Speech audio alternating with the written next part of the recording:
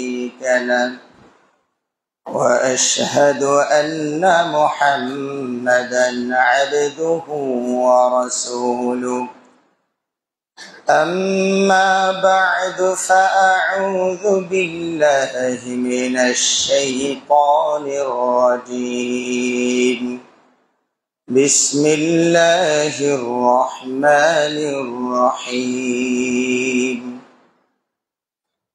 يا أيها الناس اتقوا ربكم الذي خلقكم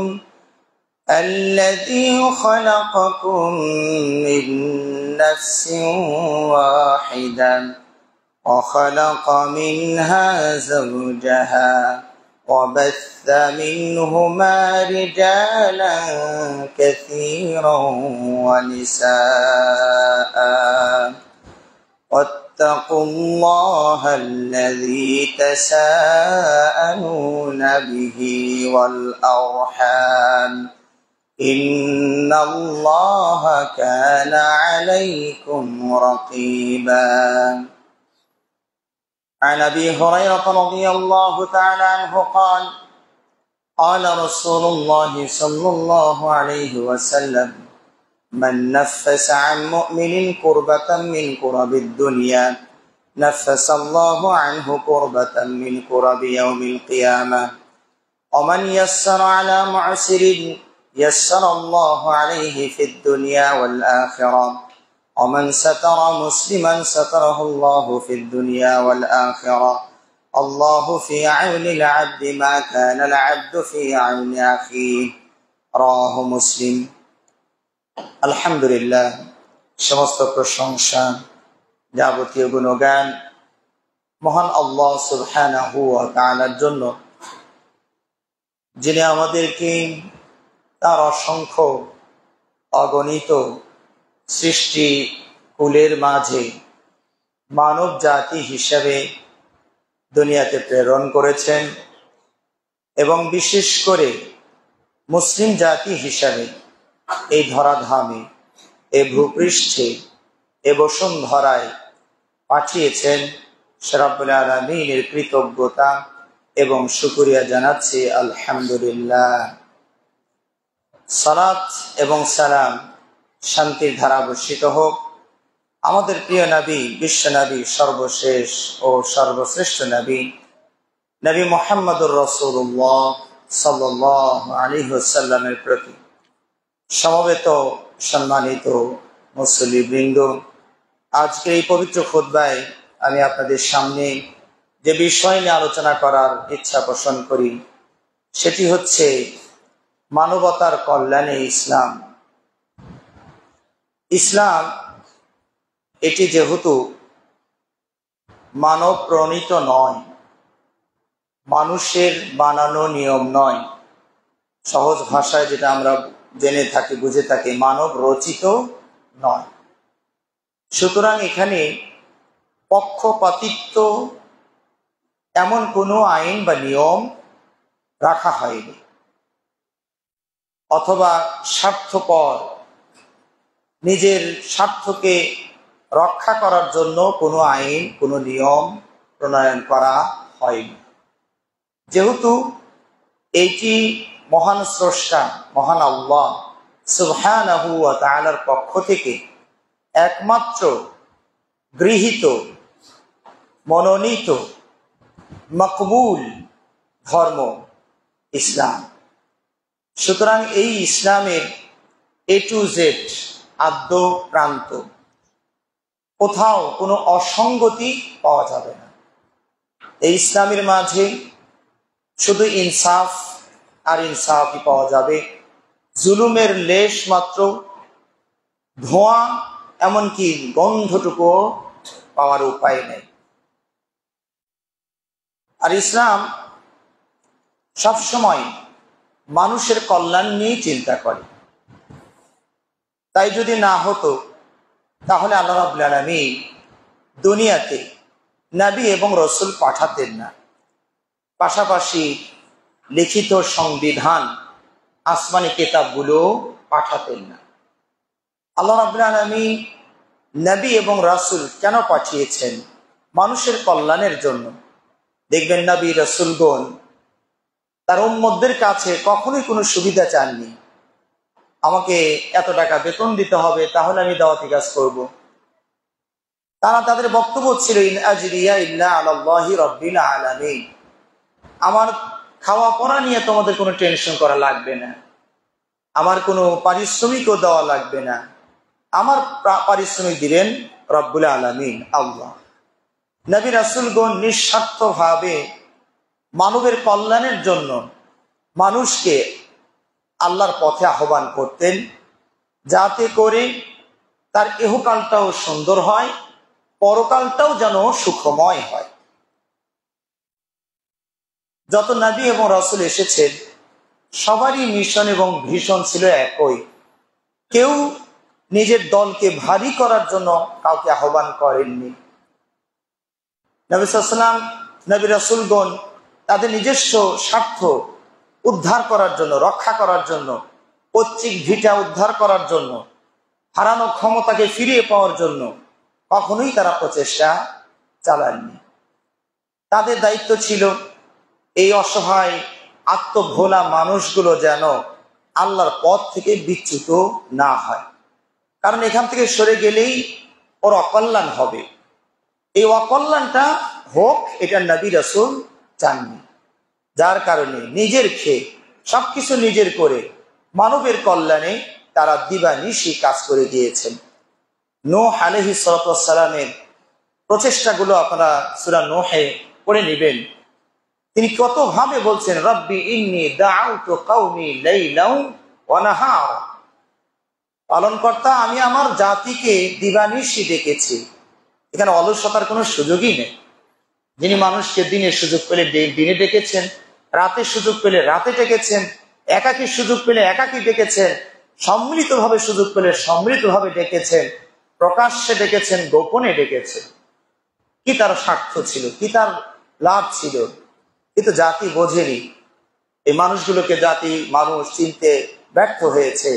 সামান্য মুষ্টিমেয় কিছু মানুষ, হাতে গোনা, বলা হয় ৮০ জন মানুষ তার ডাকে সাড়া দিয়েছে।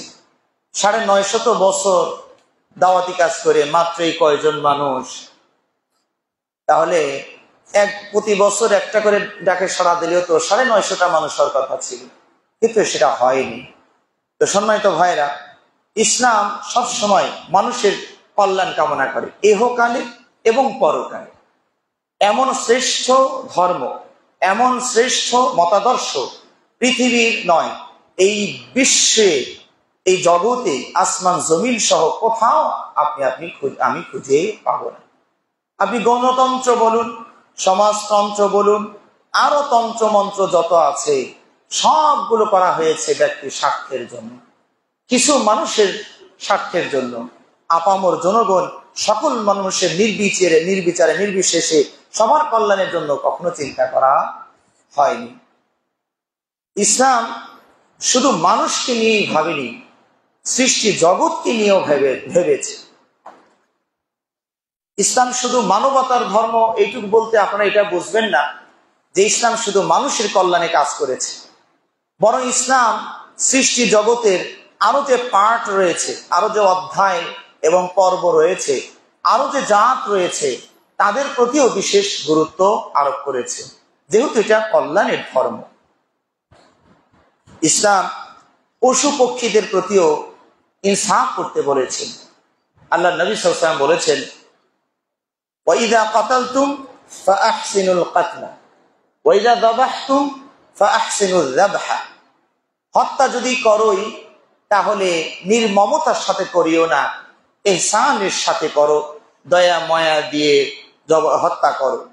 আর যদি জবাই করো সেটাও ইহসানের সাথে করো, দয়া মায়া দিয়েই করো।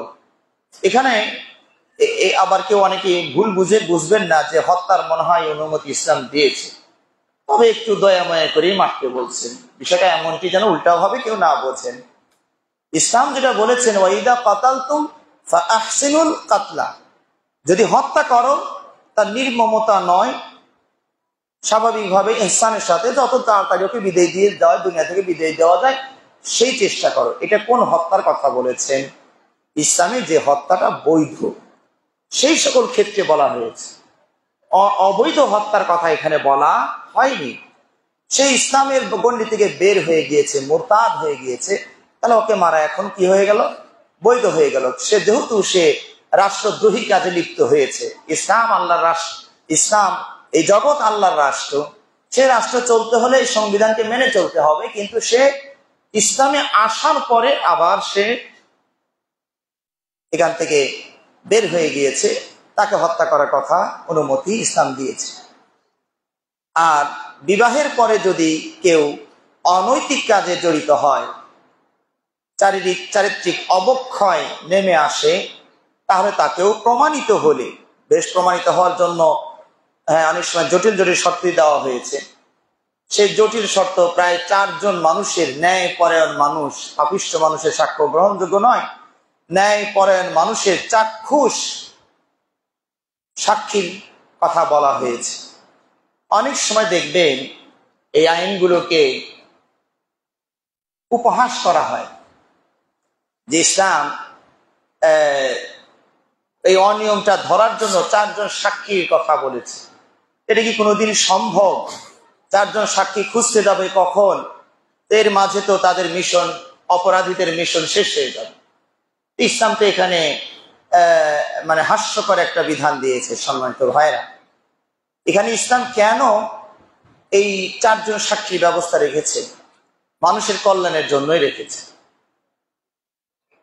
হয়তোবা আপনি 4 জন সাক্ষী দুনিয়াতে উপস্থাপন করতে পারলেন না বলে দুনিয়াতে আপনি বিচারটা পেলেন না, এটা ঠিক আছে। দুনিয়ার বিচার করার জন্য 4 জনই লাগবে। আখিরাতের বিচারও কি আপনি হেরে যাবেন? আখিরাতের কি আপনার বিচার হবে না? আপনি অবশ্যই আপনার পক্ষে বিচারটা পাবেন। কিন্তু মানুষে বিচার করার জন্য 4 জন চাক্ষুষ সাক্ষীর ব্যবস্থা কেন রেখেছে? যাতে করে অন্যায় হত্যা রোধ হয়ে যায়। কারণ যদি সাক্ষী কম হতো, চিন্তা করে দেখুন, তাহলে 2 জন 3 জনের ব্যবস্থা রাখা হতো। কোনো না কোনো ভাবে ওই 3 জন ঐক্যমত হয়ে যেত যে আমরা সবাই জিজ্ঞেস করলে আমরা বলবো হ্যাঁ এটা ঘটনা এই। 4 জন যখন রাখা হয়েছে, 4 জনকে 4 জায়গায় নিয়ে যখন জিজ্ঞাসাবাদ করবে, তখনই দেখবেন যে সত্যটা ফাঁস হয়ে যাবে। একজনকে বলবে এই ঘটনাটা কখন দেখেছেন আপনি? বলবে যে তো রাত্রির তো ঘটনা, রাত কটার ঘটনা। তত থতমত খেয়ে যাবে যে ও বেটার বান আবার কি বললো, আমি বান আবার কোনটা বলি। সত্তর মোতালা করা সম্ভব হয়নি। তো দেখা যাবে ও বলবে যে এটা আনুমানিক রাত 3টার ঘটনা। আবার দেখবেন আরেকজন বলছে এটা তো বেলা দুপুরের ঘটনা। এই যে পেঁচ খেয়ে গেছে। তুমি বলো দুপুরের, ও বলে ফজরের আগের, ও বলে এসার সময়। ঘটনা কি তোমাদের বলো তো? তোমরা কি আসলে দেখছো নাকি তামাশা করছো, ষড়যন্ত্র করছো? ঘটনা ধরা পড়ার সম্ভাবনা আছে। এই জন্য ইসলাম একজন মানুষকে, যেহেতু শাস্তিটা তো কঠিন, যেখানে কোমর পর্যন্ত মাটিতে গেড়ে পাথরের আঘাতে তাকে মারতে হবে, বিষয়টা তো কঠিন। এই কঠিন বিষয়ে প্রমাণিত হওয়ার জন্য শর্ত কঠিন করা হয়েছে, যাতে করে নিশ্চিত অন্যায়ভাবে কাউকে শাস্তি দেওয়া না হয়। আর যদি একজনের শাস্তির ব্যবস্থা হতো, তাহলে কি অবস্থাটা হতো সমাজে জানেন? একজন আরেকজনকে মেরে ফেলতো, বলতো যে ও এরকম অনিয়ম করতেছিল, আমি চোখে দেখছি, ওরে মেরে ফেলাইছি। স্বামী স্ত্রীর গন্ডগোল তো অহরহই হয়। তো স্বামী স্ত্রীর উপর রেগে গেছে, রাত্রিবেলায় ওটারও শেষ করে দিবে, দিয়ে আদালত তলব করলে বলবো ও তো অন্য ছেলের সাথে ছিল, এই জন্য তো আমি ওরে মেরে ফেলছি। তাহলে অন্যায় হত্যাকাণ্ড বেড়ে যেত না?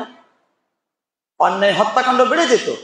এই অন্যায় হত্যাকাণ্ড যেন বেড়ে না যায়, এই জন্য ইসলাম এটাকে এই ব্যবস্থা রেখেছে।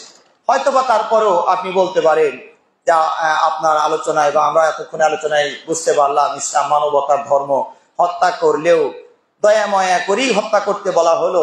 তো এই যে বিবাহিত মানুষ অনিয়ম করলে এই শাস্তি, এটা তো একটু মানে রহম ছাড়াই হয়ে গেল। কারণ পাথরের আঘাতে যতক্ষণ না মরবে ততক্ষণ পাথর মারতে থাকতে হবে, এটা তো একটু কঠিনই হয়ে গেল।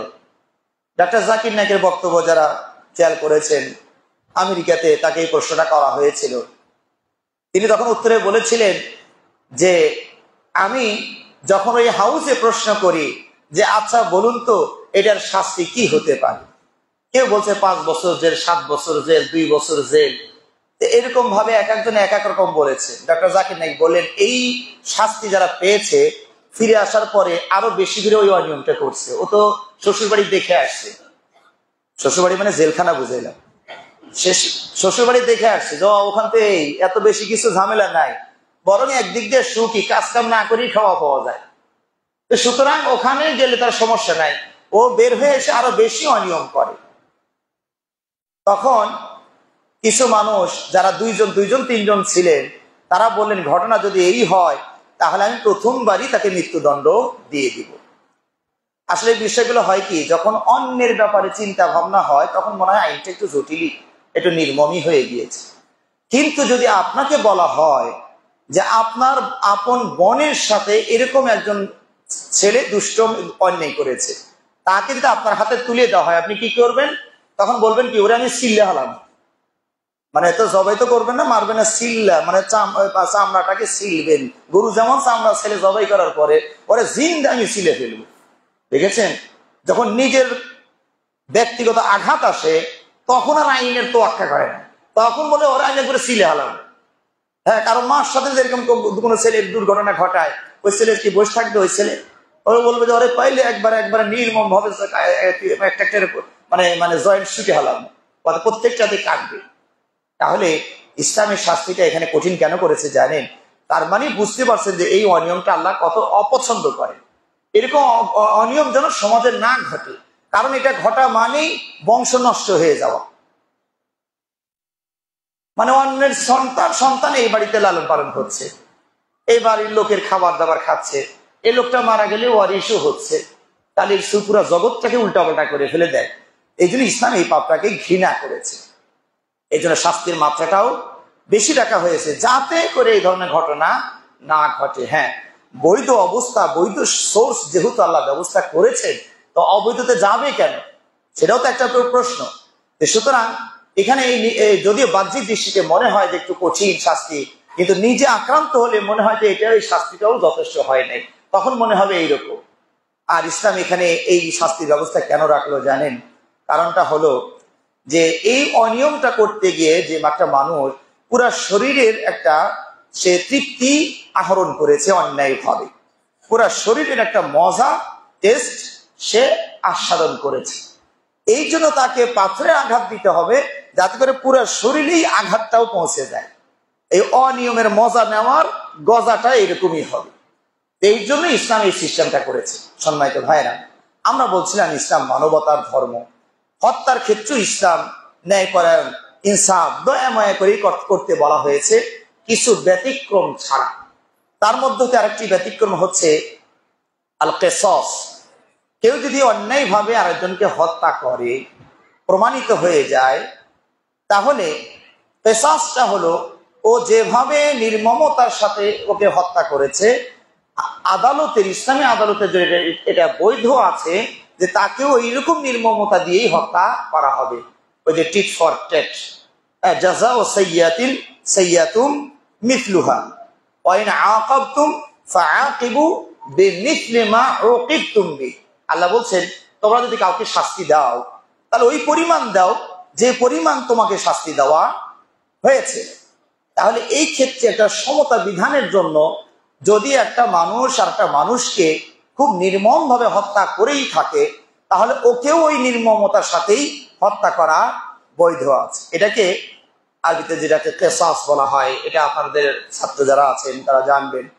হাদিসে ওই যে ওরানিয়া, কিসাতুল ওরানিয়া বা উকুল, দুটা গোত্র, উকুল আর ওরাইনা, এই 2 গোত্রের মোট 7 জন মানুষ ইসলাম গ্রহণ করে, বাহ্যিকভাবে ইসলাম গ্রহণ করে মদিনাতে আগমন করে। কিছুদিন থাকার পরে তারা নবী সাল্লাল্লাহু আলাইহি ওয়াসাল্লামের কাছে একটা অভিযোগ দায়ের করলেন যে ইয়া রাসূলুল্লাহ, আমরা তো গ্রামের মানুষ, শহরে বসবাস করে তেমন অভ্যাস নেই, তো এই শহরে মদিনায় বসবাস করতে গিয়ে আমাদের শরীর দেখুন ফ্যাকাশে হয়ে যাচ্ছে, পেটটা ফুলে যাচ্ছে, তা আমাদের গ্রামে একটু থাকার ব্যবস্থা করলেই ভালো হয়। আল্লাহ নবী সাল্লাল্লাহু আলাইহি ওয়াসাল্লাম বললেন, তো গ্রামে যাবে তো খাবে কি, ওখান তো মরুপ্রান্ত, থাকা খাওয়ার ব্যবস্থা তো এরকম নাই। তো ঠিক আছে, থাকা না হয় তাঁবুতে থাকা যাবে। তো খাবারের জন্য আল্লাহ নবী সাল্লাল্লাহু আলাইহি ওয়াসাল্লাম কিছু রাখাল দিলেন আর কিছু উট দিয়ে দিলেন সাথে করে, যে নিয়ে যাও, রাখালরা উট চড়াবে, এই উটের দুধ এবং পেশাব দুটো মিশ্রণ করে তোমরা খেয়ে নিবে, তাহলে সুস্থ হয়ে যাবে। তো নবী সাল্লাল্লাহু আলাইহি ওয়াসাল্লাম তাদের প্রতি দয়া করে কিছু উট, কিছু রাখাল সাথে করে দিয়ে দিলেন। এই বিশ্বাসঘাতক জাতি তারা কি করলো জানেন তো, আপনারা অনেকেই হয়তো জানবেন। তারা যখন সুস্থ হয়ে গেল, এই পদ্ধতিতে সুস্থ হয়ে গেল, তখন তারা নবী সাল্লাল্লাহু আলাইহি ওয়াসাল্লাম যে পরিমাণ তাদের প্রতি ইহসান করলেন, দয়া করলেন, ঠিক উল্টো আচরণ তারা করেছে। তারা সুস্থ হওয়ার পরেই এক নাম্বার তারা মুরতাদ হয়ে গেল, ইসলামের গণ্ডি থেকে তারা বের হয়ে গেল। এটা এক নাম্বার অপরাধ। দুই নম্বর অপরাধ হলো যে রাখালগুলোকে আল্লাহ নবী সাল্লাল্লাহু আলাইহি ওয়াসাল্লাম দিয়েছিলেন, সেই রাখালগুলোকে তারা হত্যা করলো। দুই নম্বর অপরাধ এটা। তিন নম্বর হচ্ছে অপরাধ, হত্যার পরিমাণটা ছিল নির্মম। চোখগুলোকে ফুটা করে দিয়েছে, নাকটা কেটে দিয়েছে, কানটা কেটে দিয়েছে, হাতের আঙ্গুলগুলো কেটে দিয়েছে, পায়ের প্রান্ত সীমা কেটে দিয়েছে। এরকম নির্মম ভাবে রাখালগুলোকে হত্যা করেছে। এটা তিন নাম্বার। চার নম্বর অপরাধ হচ্ছে যে পশুগুলো তাদের দেওয়া হয়েছিল এর দুধ খাওয়ার জন্য, সরকারি রাষ্ট্রীয় সম্পদ, সেগুলোকে তারা ডাকাতি করে, চুরি করে নিজের এলাকায় হাঁকিয়ে নিয়ে যাচ্ছিল। তো এতগুলো অপরাধ তারা সংঘটিত করলো। আল্লাহ নবী সাল্লাল্লাহু আলাইহি ওয়াসাল্লাম বিষয়টি অবগত হতে পেরে অনুসন্ধানী দলকে পিছনে পাঠিয়ে দিলেন, ওই পদচিহ্ন দেখে দেখে। কারণ সংবাদ দেওয়ার তো কেউ ছিল না, হয়তো কিছুক্ষণ পরে, বেশ সময় পরে তিনি জানতে পেরেছেন।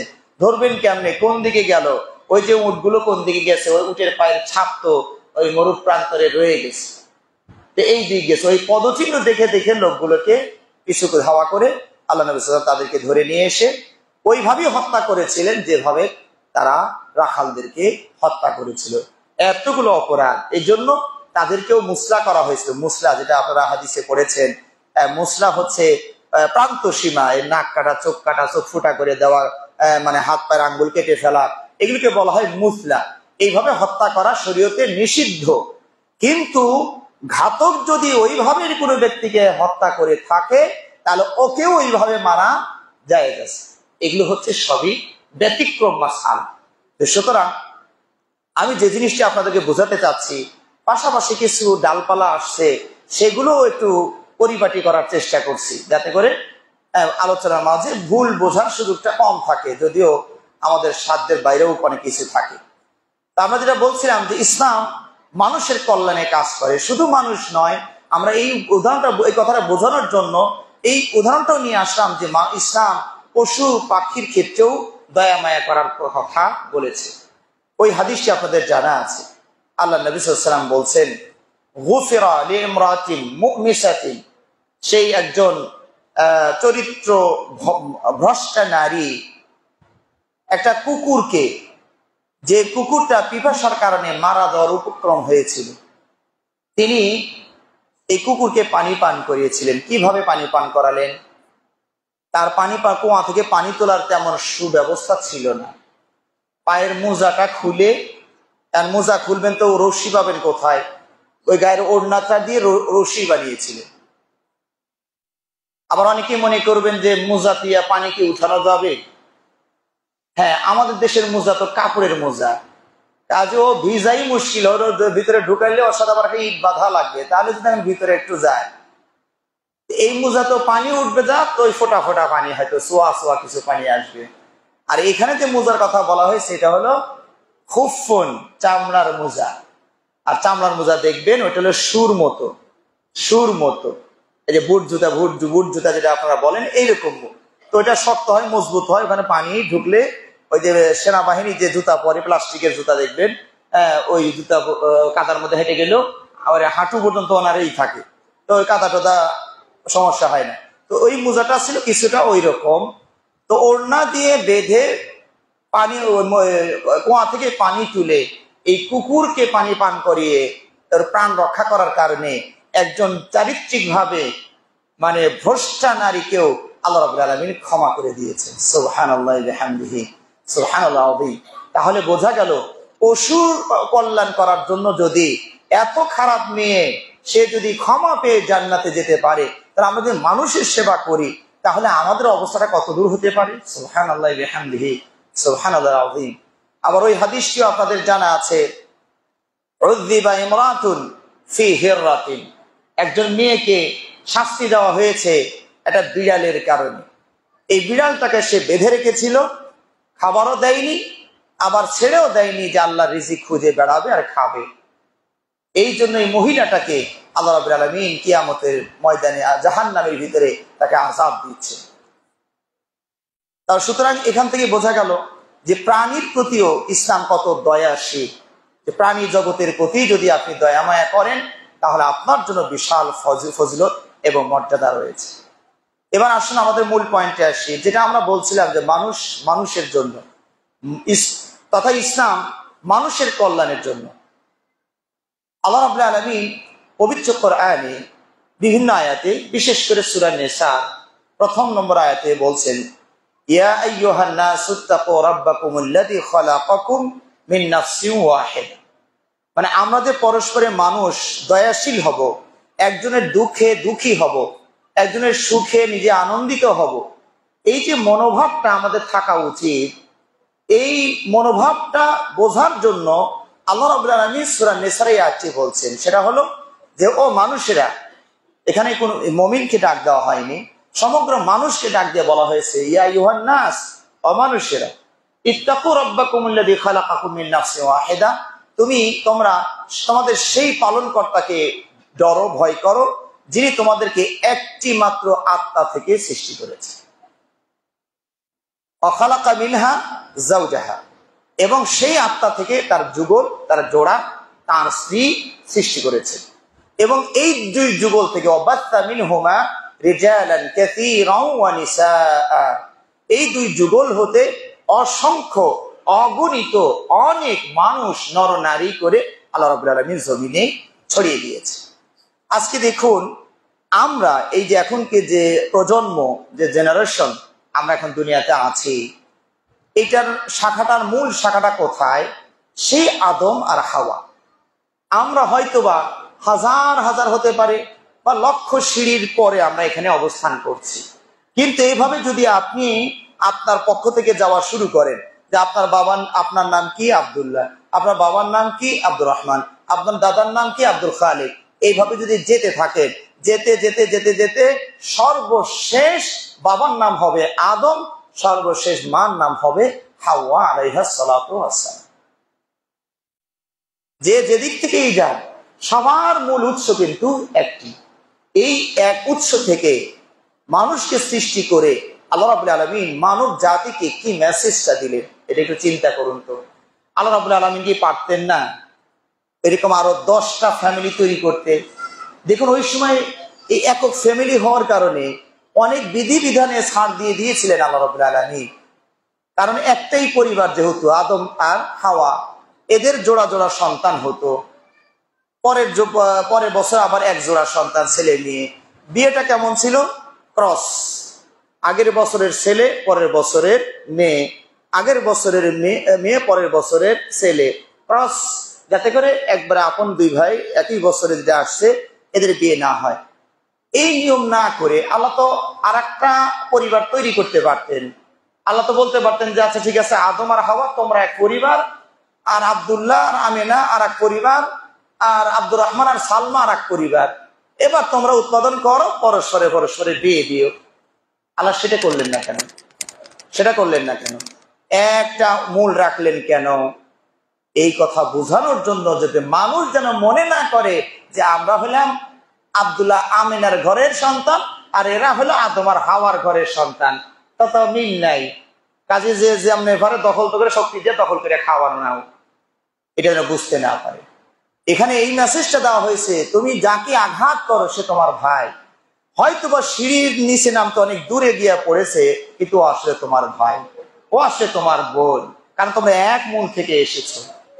সম্মানিত ভাইরা, এই জন্য আমি বলি যে দেখুন, মানুষে মানুষে যে গন্ডগোলটা হলো, স্বার্থের ব্যাঘাত ঘটার কারণে মানুষে মানুষে যে গন্ডগোল তথা হত্যাকাণ্ড যেটা ঘটলো সেটা কোন স্তরে এসে ঘটেছে? দ্বিতীয় স্তরে এসে ঘটেছে। আদম হাওয়া প্রথম স্তর সিঁড়ি, আর হাবিল কাবিল দ্বিতীয় নাম্বার সিঁড়ি। তাহলে হত্যাকাণ্ড এসে ঘটলো কত নাম্বার সিঁড়িতে? দ্বিতীয় স্টেপ, দ্বিতীয় ধাপে এসে এই হত্যাকাণ্ড ঘটেছে।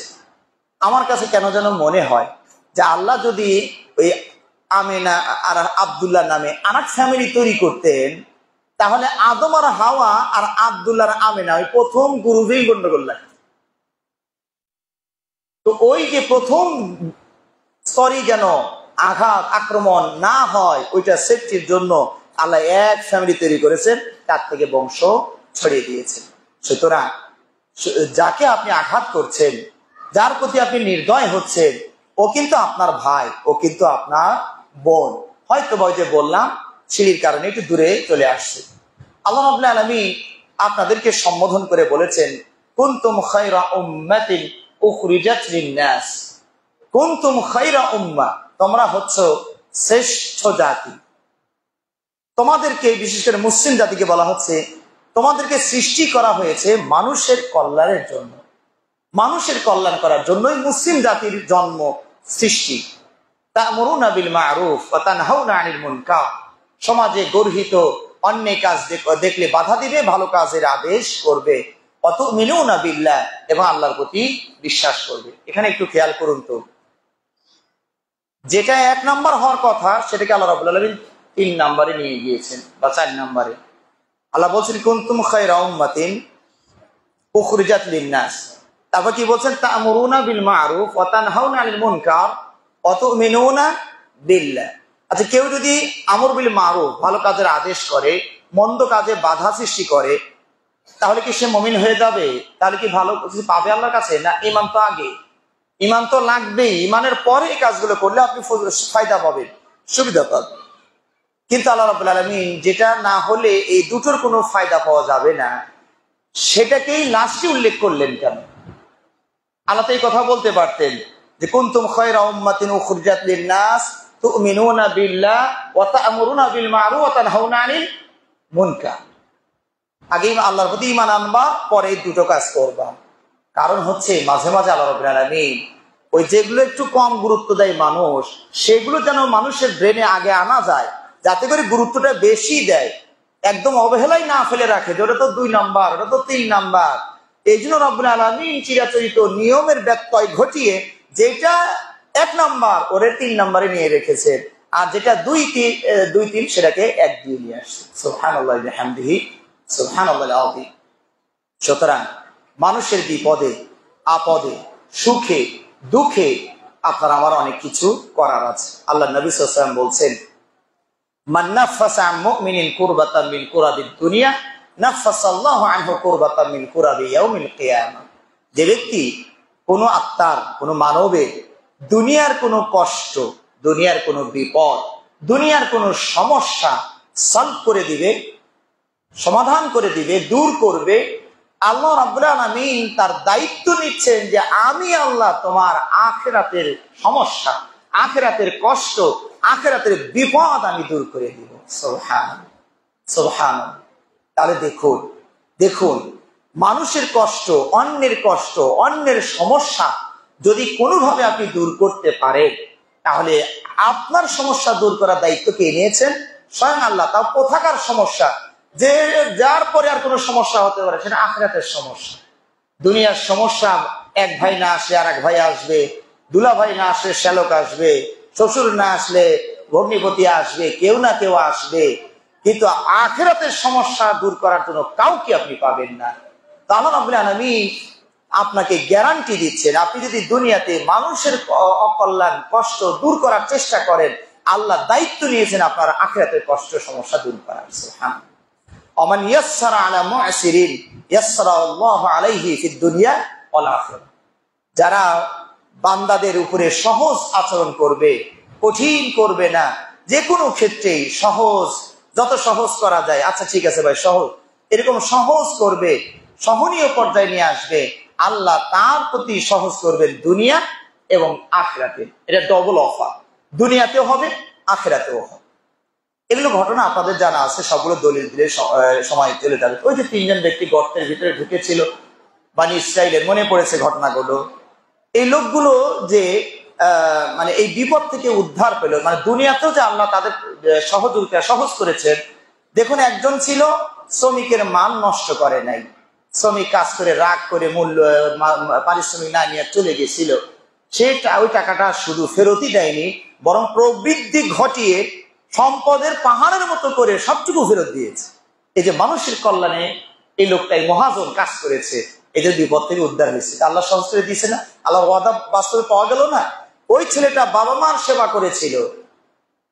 অন্য মানুষের সেবা করলে যদি এত সুযোগ সুবিধা পাওয়া যায়, তো বাবা মার সেবা করলে সে কি পেতে পারে চিন্তা করে দেখুন। সুবহানাল্লাহি ওয়া বিহামদিহি সুবহানাল্লাহ আযীম। তো ছেলেটা ওই যে মানব সেবা, তার মাঝে শীর্ষস্থানীয় স্তর বাবা মা, তাদের সেবা করার কারণে ওই মুক্তি আল্লাহ তাদের সহজ করে দিয়েছেন। এই পাথর সরানোর ক্ষমতা কারো ছিল না, আল্লাহ সরিয়ে দিয়েছে। সুবহানাল্লাহ। আর ওই যে লোকটা ওই যে অনিয়মের থেকে ফিরে এসেছিলেন, সেও তো মানুষের প্রতি মানে দয়া করেছে। ও তো কারো না মা, কারো না বোন, কারো না স্ত্রী, কারো না কিছু, সেখানে সতীত্ব সে নষ্ট করার সুযোগ পেয়েও এই ক্ষতিটা তারা করেনি। এই যে মানুষের অকল্যাণ করলো না, ক্ষতি করলো না, মানুষকে মানে টাকা পয়সা দিয়ে আনার পরে সুযোগ পেয়েও শুধু আল্লাহকে ভয় করে আইন থেকে সে বিরত ছিল, আল্লাহ তাকেও মুক্ত দিয়েছে। সুতরাং যে মানুষের প্রতি কল্যাণ করবে, আল্লাহ তাকে ইহকালে পরকালে নিষ্কৃতির ব্যবস্থা করবেন। এরপর আমান সাতারা মুসলিমান সাতারাহুল্লাহ ফিদ দুনিয়া ওয়াল আখিরাহ। কোন মুসলিমের যদি ব্যক্তিগত কোনো দোষ ত্রুটি থাকে, যে দোষটা অন্যের কোনো ক্ষতি করে না, ওর নিজের ব্যাপার, ওর নিজের মধ্যেই থাকে, এই জাতীয় কোনো দোষ আরেকজন মুসলিমের কাছে প্রকাশ পেয়ে যায়, বিশেষ করে যদি এমন হয় যে এই ছেলেটা, এই লোকটা এই ধরনের অনিয়মে অভ্যস্ত নয়, কিন্তু আজকে হঠাৎ করে এই কাজটা করে ফেলেছে। কথার কথা যে ধরুন, একটা ছেলে মাদ্রাসার ছেলে বিড়ি খাচ্ছে, সাধারণত এটা তো হওয়ার কথা না, কিন্তু এই ছেলেটা এটা করছে। তাহলে প্রথম স্তরই ওস্তাদের কাছে না দিয়ে আমরা ওকেই আগে বুঝাইতে পারি, ভাই কি ব্যাপার, তুমি তো এটা জানো এটা হারাম, ওস্তাদরা কত শক্তভাবে বলে, তুমি এই কাজ করতে আসলা কি করে, কেমনে হলো এটা? কারণ এটা তার স্বভাব না, আপনারা সবাই তাকে চেনেন, ছেলেটা ভালো, সালাতে প্রথম কাতারে, আচার আচরণও ভালো, কিন্তু হঠাৎ করে এই গুনাহটা তার মধ্যে, এই ভুলটা কেমনে ঢুকলো? শুরুতেই হেড অফিসে অভিযোগ না করে নিজেরাই আগে সলভ করার চেষ্টা করি। যখন যদি দেখা যায় যে না হয় না, বরং তার কারণে আরো 2 জন আক্রান্ত হওয়ার সম্ভাবনা, তখন এটা হেড অফিসে জানানো, যাতে করে অনিয়মটা দূর করা যায়। এই জাতীয় যে দোষটা অন্যের ক্ষতি করছে না, এরকম কিছু দোষ থাকলে গোপন করলেও লাভ আছে। এই হাদিসের আরেকটি অংশে বলা হয়েছে, আল্লাহু ফি আউনিল আবদি মা কানা আল আবদু ফি আউনি আখি।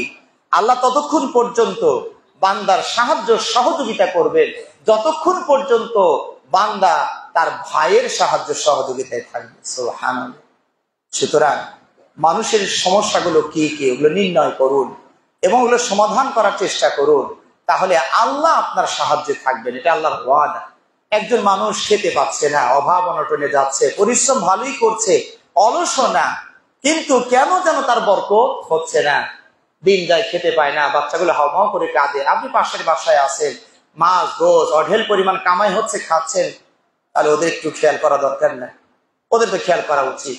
আল্লাহ নবী সাল্লাল্লাহু আলাইহি ওয়াসাল্লাম কি বলেছেন যে তোমরা যদি গোস্ত পাকাও তাহলে একটু ঝোলটা বেশি করে দিও, গোস্ত যদি দিতে নাও পারো কমপক্ষে বাটিতে করে একটু ঝোলটা দিয়ে আসিও প্রতিবেশী, কারণ ওরা গন্ধ পায়। দেখবেন গরিব মানুষের বাচ্চারা যখন একটু পোলাও রান্না হয়, আশপাশে আম্মু আমার একটু পোলাও খেতে মন চাইছে, যে একটু গন্ধ আসতেছে কোন বাড়ি থেকে, কারণ ওর আব্বা আম্মার মনে কেমন কষ্টটা লাগে, খেতেই পাই না, আবার পোলাও চাইছে বাচ্চাটা, ওই যে পাশের বাড়ির গন্ধ পেয়েছে। এই যে মানব সেবা, এইভাবে আমাদের করা উচিত, এগিয়ে আসা উচিত। এতে করে আল্লাহ আপনার কত কল্যাণ করবেন, কত আপনার কাছের হয়ে যাবেন, এগুলো কোরআন হাদিসে ভরপুর দলিল আছে। ওই হাদিসটি হাদিসে কুদসি, আপনার জানেন কিয়ামতের দিন আল্লাহ হয়তোবা আপনাকে অথবা আমাকেও বলতে পারেন যে বান্দা আমি অসুস্থ ছিলাম, তুমি আমার সেবা যত্ন করনি। তখন আপনি বলবেন আল্লাহ আপনি হলেন বিশ্বের পালনকর্তা, আপনি আবার কখনো অসুস্থ হলেন, আবার আমরা দেখতে গেলাম না, অভিযোগটাকে ঠিক হইল? আল্লাহ রাব্বুল আলামিন বলবেন, কেন বান্দা আমার বান্দা তোমার প্রতিবেশী অসুস্থ হয়ে বিছানায় কাতরাচ্ছিল, তুমি যদি তার একটু সেবা করতে, চিকিৎসার জন্য 2000 টাকা লাগে, তোমার অঢেলা আছে, আচ্ছা দেন আমি 1000 দিলাম, আর দেখেন কিছু করতে পারেন কিনা, লোকটার একটু চিকিৎসার ব্যবস্থা করে। এই যে যদি ওই বান্দার সেবা তুমি করতে, তাহলে সেটা আমার কাছে আজকে তুমি বুঝে পেতে। আল্লাহ রাব্বুল আলামিন আবার বলবেন, বান্দা আমি ক্ষুধার্ত ছিলাম, তুমি আমাকে খাবার দেওনি। বান্দা আগের মতোই পাগল ওই প্রলাপের বক্তব্য বলতে থাকবে, আপনি রব্বুল আলামিন, আপনি আবার কখন ক্ষুধার্ত হলেন, আমরা কেমনে আপনাকে খাওয়াবো? আল্লাহ বলবে না, তোমার পার্শ্ববর্তী, তোমার পাশের প্রতিবেশী পড়োশী ক্ষুধার্ত ছিল, তাকে যদি তুমি খাওয়াতে, একটু খাদ্যের ব্যবস্থা করতে, তাহলে সেটা আমার কাছে পেতে, ওখানে আমাকে খুঁজে পেতে।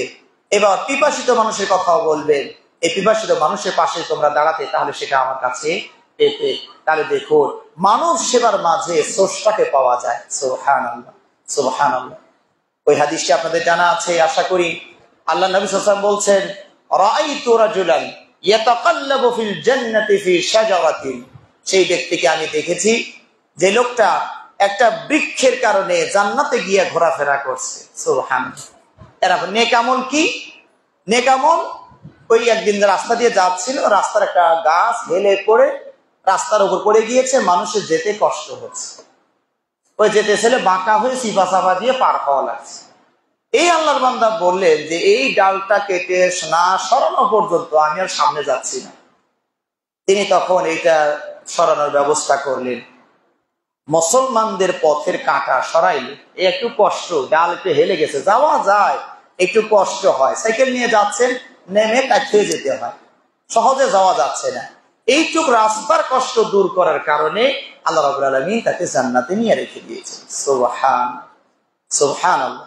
কত হাদিস আল্লাহ নবী সাল্লাল্লাহু আলাইহি ওয়াসাল্লাম বলছেন, আল ঈমানু বিদ'উন ওয়া সাব'উনা শু'বা, ঈমানের 70 এর বেশি শাখা প্রশাখা আছে। ফাআফদালুহা কাউলু লা ইলাহা ইল্লাল্লাহ, সর্বোচ্চ স্তর হলো, সর্বোত্তম হলো লা ইলাহা ইল্লাল্লাহ, আল্লাহ ছাড়া সত্য কোনো ইলাহ নাই, মাবুদ নাই, এই ডিক্লার দেওয়া, ঘোষণা দেওয়া, এটা হলো সর্বোচ্চ স্তর। আর সর্বনিম্ন স্তর হচ্ছে ইমাতাতুল আযা আনিত তরিক, রাস্তা হতে কষ্টদায়ক জিনিস সরিয়ে ফেলা। সুবহানাল্লাহ, সুবহানাল্লাহ। এগুলো আমাদের খেয়াল করা উচিত। আজকে দেখুন, রাস্তাটা নষ্ট হয়ে গেছে, ইচ্ছে করলে 2 কোদাল মাটি দিলে কিন্তু ওই জিনিসটা, ক্ষতিটা বন্ধ হয়ে যায়। এরা এখনকার মানুষের, আগে এক সময় আমাদের ছোট বয়সে তো আমরা এগুলো দেখেছি, মুরব্বীরা মানে টুকরি নিয়ে এসে ওটা সেরে দিয়েছে। এখন সবাই চেয়ে থাকে এটা হচ্ছে চেয়ারম্যানের কাজ, এটা মেম্বারের কাজ, কমিশনের কাজ, টাকা নেয় না, কাজ করে সরকার, ওই করবে। এই 1 কোদাল 2 কোদাল মাটি না ফেলার কারণে রাস্তাটা ভেঙে খালের ভিতরে, পুকুরের মধ্যে চলে গেল। এইটুক কল্যাণ, এইটুক সেবা দেওয়ার মতো মনোভাব আমাদের ভিতরে নেয়। মসজিদে একটা কুটা পড়ে আছে, এই খাদেম সাহেব কোথায়, এই ময়লা আছে দেখো না। খাদেম সাহেবের দায়িত্ব, ঠিক আছে, ওনাকে দায়িত্ব দিয়েছেন, উনি তো আর আলিমুল গায়েব না যে ময়লা পড়লে ওনার চোখ পড়ে যাবে, ওনার তো খোঁজা লাগবে, দেখতে হবে। এই টুকরোটা আমি যদি একটু সরিয়ে দেই, এটাও তো সব আল্লাহ রাব্বুল আলামিনের কাছে আমি পাবো। কিন্তু আমাদের ভিতরে সেই মনোভাব আজকে বিলীনের পর্যায়ে, বিলুপ্তের পর্যায়ে। আল্লাহ নবী সাল্লাল্লাহু আলাইহি ওয়াসাল্লাম বলেছেন, সালাতুন মান কুন্না ফীহি ওয়াজাদা বিহিন্না হালাওয়াতাল ঈমান, 3টি বৈশিষ্ট্য যার ভিতরে থাকবে সে ঈমানের স্বাদ পাবে। আজকে ঈমানের স্বাদ আমরা পাই না, কারণ পার্টস নষ্ট হয়ে গিয়েছে। পার্টস নষ্ট হয়ে গেলে ঈমানের মজা কেমনে পাবে? সাইকেল ভালো চলে কখন? বিয়ারিং ভালো থাকলে। আর বিয়ারিং 3-4টা ক্ষয় গেছে, কেয়ার কেয়ার কেয়ার কেয়ার করে, প্যাডেল মারে শক্ত দিয়ে যায় হলো 2 হাত 1.5 হাত, চলবে না তো, কষ্ট হবে, মজা পাবেন না এই সাইকেল চালিয়ে। আবার একটা ফনিশ নতুন সিগারেট কেনেন, তেল মোবিল ঠিক মতো দেন, এক প্যাডেলেই 50-20 হাত চলে যাবে। হ্যাঁ, তাহলে ঈমানের মজা এখন পাই না, পার্টস নষ্ট হয়ে গিয়েছে। আল্লাহ এবং তার রাসূলকে সবচেয়ে বেশি ভালোবাসতে হবে, এটা হলো 1 নম্বর পার্টস। 2 নম্বর পার্টস হলো আপনি অন্যের জন্য, আপনি নিজের জন্য যা ভালোবাসবেন, অন্যের জন্য সেটাই ভালোবাসবেন। এই জায়গায় আমাদের বড্ড অভাব হয়ে গেছে। চাচা আপন জান বাসায়, যে বাংলা হাদিসগুলো, মানে প্রবাদ বাক্যগুলো, এগুলোর প্রতি আমাদের আমল বেশি হয়ে গিয়েছে। নিজে বাঁচলে বাপের না, এই বাঙালি প্রবাদ বাক্যগুলি হচ্ছে ইসলাম বিরোধী প্রবাদ বাক্য। নিজে বাঁচলে বাপের না, কাজে নিজে বাঁচার চেষ্টা করো, এদিকে হচ্ছে না দেখার দরকার নাই। টাকা পয়সা থাকলেই কি দিতে হবে, কেবল একতলা করছি আরো তো বাকি আছে। ও চিন্তা করছে যে ওই দিকে একতলা করছে কেবল, আরো বাকি আছে কয়তলা, 7 তলা ফাউন্ডেশন। জীবন পার হয়ে যায় তাও আমি করতে পারি কিনা, গরিব মানুষ ওদেরকে দিতে গেলে আমার তো এমনি ব্যালেন্স হয় না, দেখছেন। আর পাশে টিন সেটের মধ্যে দেখেন না কি গরম, এরকম গরম আশপাশে কতজনের ভোগ করতেছে। হ্যাঁ, সেগুলো তো আমাদের খেয়াল করা উচিত। সম্মানিত ভাইরা, এই যে বন্যায় যে সকল ভাইরা আপনারা আক্রান্ত হয়েছেন, বিশেষ করে যে ফেনী, কুমিল্লা, নোয়াখালী এই এলাকায় সাধারণত বন্যা প্লাবন হয় না, কিন্তু হঠাৎ করে কেমনে হয়েও গেল। এখানে মানুষগুলো দুর্গত হয়ে গিয়েছে। উত্তরবঙ্গের মানুষও প্রতি বছরই তারা জলে বালে বানে ভাসতে থাকে। হ্যাঁ, এই মানুষগুলোর একটু খেয়াল করা, প্রতিবেশী তো করবেনই, পাশাপাশি দূরে যারা আছে তাদের প্রতিও আমাদের একটু খেয়াল করা। আল্লাহ আমাদেরকে তৌফিক দান করুন, আমিন। ওয়া আখিরু দাওয়ানা আলহামদুলিল্লাহি রাব্বিল আলামিন।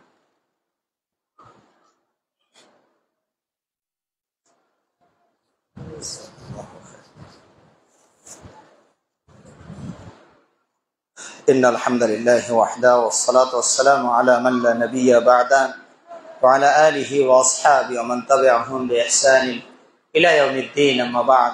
সম্মানিত ভাইরা, বলছিলাম বানভাসী মানুষগুলোর জন্য আপনাদের যতটুকু সাধ্য সামর্থ্য কিছু হলেও তাদের জন্য পেশ করা। আল্লাহ নবী সাল্লাল্লাহু আলাইহি ওয়াসাল্লামের কাছে মুদর গোত্রের কিছু লোক ইসলাম গ্রহণ করে মদিনাতে আসলেন।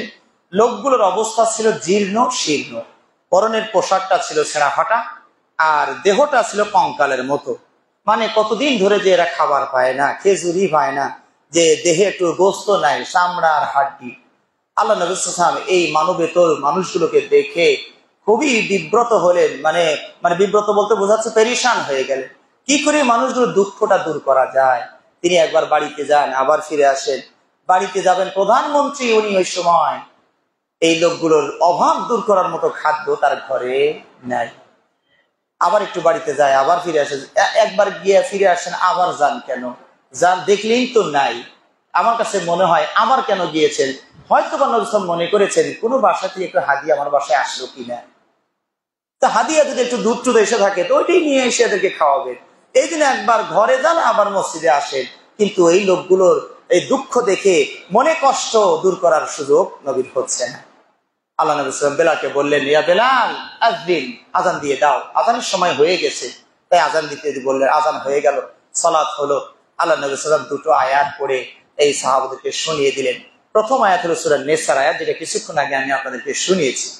2 নম্বর আয়াত হলো সূরা হাশরের শেষ রুকুর প্রথম আয়াত, ইয়া আইয়ুহাল্লাযীনা আমানুত্তাকুল্লাহা ওয়াল তানজুর নাফসুম মা কদ্দামাত লিগাদিন ওয়াত্তাকুল্লাহ। এই যে এই একটা পাঠ করলে, হে ইমানদারেরা, বিশ্বাসীরা, তোমরা আল্লাহকে ভয় করো আর আগামী দিনের জন্য ব্যাংক ব্যালেন্স কি পাঠাচ্ছ এটা নিয়ে একটু চিন্তা ভাবনা করো। অর্থাৎ আপনারা এখন যেমন এই ক্রেডিট কার্ড, ভিসা কার্ড বের হয়েছে, মালয়েশিয়া যাচ্ছেন মার্কেট করার জন্য, টাকা হাতে করে নিয়ে যাবেন। কত চোর টাকা হিতাকাঙ্ক্ষী সব রাস্তাঘাটে উৎপেতে আছে, টাকা মেরে নিতে পারে।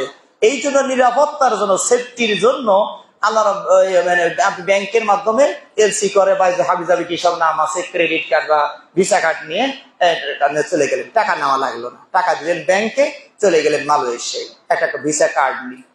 কার্ড নিয়ে ব্যাংক থেকে কত টাকা পাঠাইছিলেন? 20 লাখ। এখানে কি 25 লাখ তুলতে পারবেন? পাঠাইছেন 20 লাখ, 25 তোলা যাবে না, 15 তোলা যাবে, কিন্তু 20 পাঠিয়ে 25-30 তোলা যাবে না। তো আল্লাহ রাব্বুল আলামিন আপনাকে ওইটাই বলছেন যে, ও বান্দারা, ওই আখিরাতে গিয়ে যে বাজারঘাট করবা ওইটার জন্য কিছু আগে পাঠাও।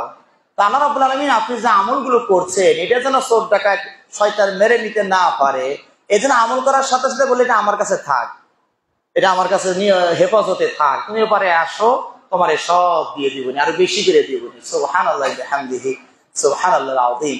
তাহলে আমরা যে পরপারে পাঠাচ্ছি ওইটাই যে বাংলাদেশ আর মালয়েশিয়া যেরকম বুঝলেন যে এ দেশে ব্যাংকের মাধ্যমে টাকা পাঠাইলেন, ওপারে গিয়ে আরেক ব্যাংক থেকে টাকাটা উঠিয়ে নিলেন, ঠিক এপারে আল্লাহর কাছে জমা দিয়ে দেন, ওপারে গিয়ে আল্লাহর কাছ থেকে সব বুঝে নিবেন কোনটা নিরাপদ, কোনটা নিশ্চিত। এটা তো নবী সাল্লাল্লাহু আলাইহি ওয়াসাল্লাম এই আয়াতটা পড়ে শোনালেন যে আগামী দিনের জন্য তোমরা কি পাঠিয়েছো, যা পাঠাইছো কমপক্ষে ওইটা তো পাবে, বেশি পেলে আলহামদুলিল্লাহ, না পেলে কমপক্ষে ওইটা তো পাবে। এই হাদিসটা পড়লেন, পরেই বললেন তাসাদ্দাকু তাসাদ্দাকু, দান করো দান করো। তো মোটামুটি দান করলো। নবী সাল্লাল্লাহু আলাইহি ওয়াসাল্লাম দেখছেন যে পরিমাণ দান আজকে প্রয়োজন, অর্থ সম্পদ কাপড় চোপড় যে পরিমাণ আজকে দরকার, ওই পরিমাণ দান থেকে আসে। আল্লাহ নবী সাল্লাল্লাহু আলাইহি ওয়াসাল্লাম তখন আর একটা শব্দ বললেন, খেয়াল করেন, সাহাবাদেরও ঈমান আমাদেরও ঈমান। আল্লাহ নবী সাল্লাল্লাহু আলাইহি ওয়াসাল্লাম বলেন, ওয়ালাউ বিশিক্কি তামরা, তোমার কাছে যদি একটা খেজুর থাকে তার অর্ধেক হলেও এখানে দাও। একটাই খেজুরের মালিক তুমি, এই একটা খেজুর হলে অর্ধেক এখানে দাও, অর্ধেক তোমার জন্য রাখো।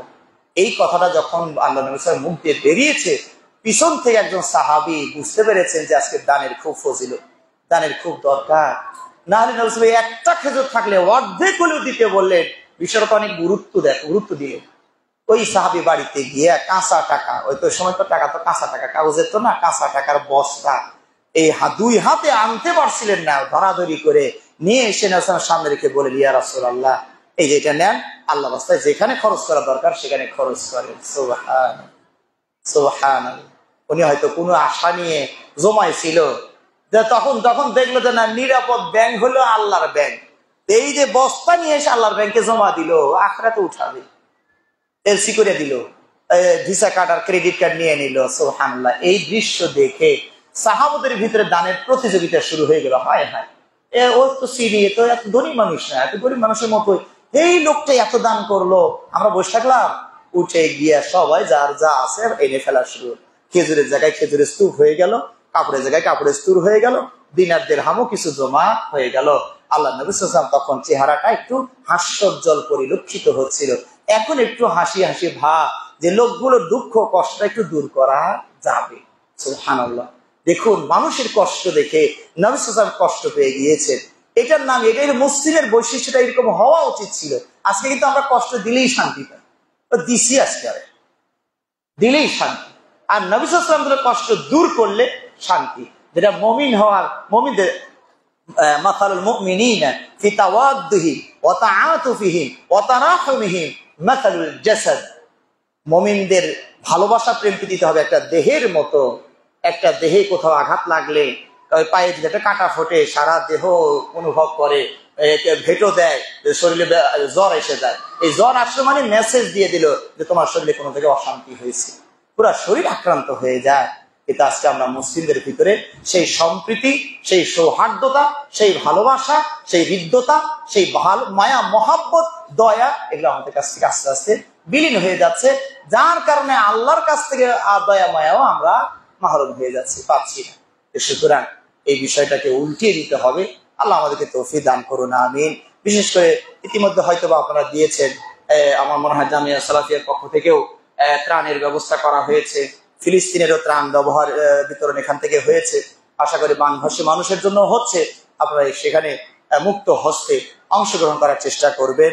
আল্লাহ রাব্বুল আলামিন আমাদের সবাইকে সবার দুঃখ দুর্দশা, অভাবী দুঃখী মানুষগুলোর পাশে দাঁড়ানোর তৌফিক দান করুন, আমিন।